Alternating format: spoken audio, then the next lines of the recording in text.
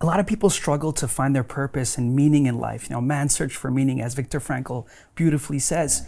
How did London Real happen? Was it an epiphany? Was it a breakthrough? Or was it still you were searching for yourself? You were still testing the waters and see, does this make sense to me? What was that thought process? We'd love to hear that. So it's important for everybody listening, 10 years, it looks like this was all this carefully crafted plan. Yeah. And it wasn't. It wasn't. It really wasn't. Yeah. I was crying for help.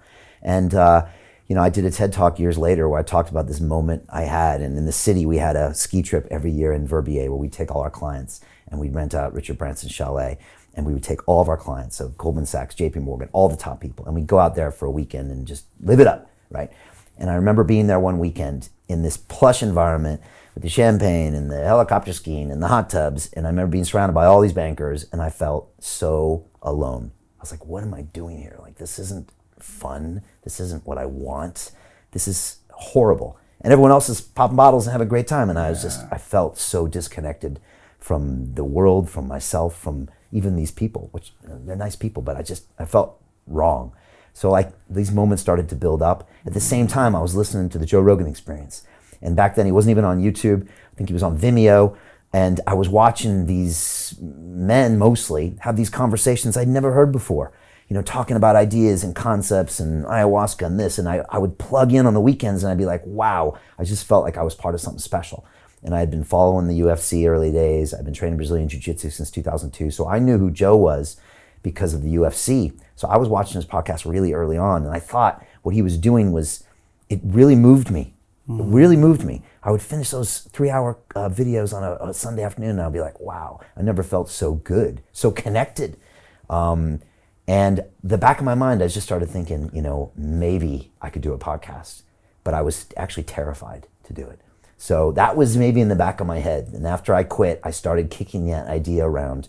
And it took me 9 months to actually pull the trigger because I was so scared about what people would say, that I couldn't do it. I'd never put myself out there before. So that's how that all kind of brewed up. If it wasn't for these things, it would have never happened.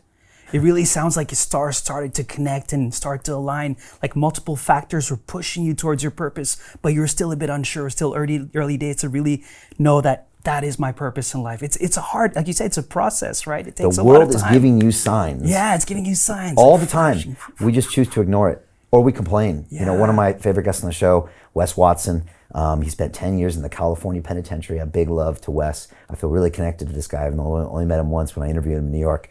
He says, Brian, life is happening for you. Life is not happening to you. Yeah. And so I had all these events that were happening to me, trying to show me that you needed to change, Brian. And I would ignore them. No, I'm just going to make more money. No, I watched them. Well, I'm going to be Bud Fox. No. And then finally, I just started to, if you just listen, get out of your own way. And finally, I just started to listen. And when I listened, I was like, okay, I got to go on this new path. Even though it went fundamentally against everything I stood for. There's no business model in being on YouTube and talking to people for 45 minutes, right? There's no purpose. There's no future in it. There was nothing in it. London Real was never intended to be a business or anything. Yeah. So that was counterintuitive to everything in my DNA. Yeah. And yet something was pulling me to do it. It was also part therapy session. I probably needed to talk about my problems to other people somehow. Yeah. If you really look at it, it's like, a little cry for help, little therapy session. It's all that rolled up in one. And luckily I listened and pulled the trigger and started that show, but it was really scary to do. And again, that first few years were really hard to do because, your friends and family aren't there to support you. And a lot of people, I teach in my academies, and they always say, Brian, my friends and family aren't supporting my podcast or me learning about DeFi or all this stuff. Why don't they support me? Why doesn't my wife support me? Yeah. She's terrible. And I said, no, they're not supposed to support you. They're looking to you to prove to them that what you're doing is the right path. And unless you stay the course, why would they just blatantly and give their support to you? They need you to show them. And so I used to say, complain my friends and family weren't even watching my show. Some of my best friends from New York City, a year in, I said, have you watched this show? They're like, I'm too busy.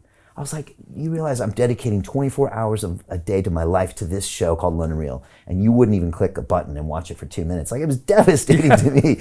But it was the world saying, okay, make something better. Make something better. make something that they will watch. And later we would make something that everyone in the world would watch. But we had to get better and show the world you're here for the long run and prove it. So again, the world's constantly testing you. How bad do you want it? You know, every obstacle is actually, it's a growth experience in disguise if you can just try to step back. So London Real's been full of those. It continues to be to this day. For me, it's like a little cauldron. It's like an atelier, as they would say in France. And I get to come in every day, and it just goes after all my weaknesses. It pushes me in every single way to find out, what are you made of? How are you going to grow today? And that's what it is for me. So, I mean, I'm so grateful to everyone that watches and all the guests that come on the show. But even if nobody watched, it's a way for me to go into my demons every single day and to show up. So yeah, in that sense, it's been a blessing. And that's why I encourage everybody out there to just broadcast and to start things. Because yeah. It makes you do hard things too.